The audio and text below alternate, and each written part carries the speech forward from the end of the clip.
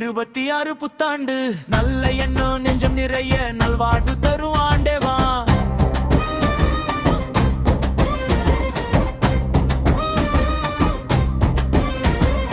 உழைப்பாளி கைகளுக்கு உயர்வு தரும் காலம் வா.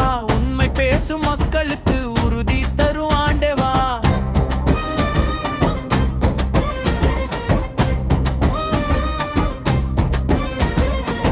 விவசாயி சிரிப்போடு வயலெல்லாம் செழிக்கட்டும். தொழிலாளி வாழ்வில் துயரம் எல்லாம் ஒழியட்டும். நேர்மை பேசும் செய்திகளால் நாட்டு நலம் வளரட்டும். கொங்கு செய்திகள் 9 குரலாகவே ஒலிக்கட்டும் வா.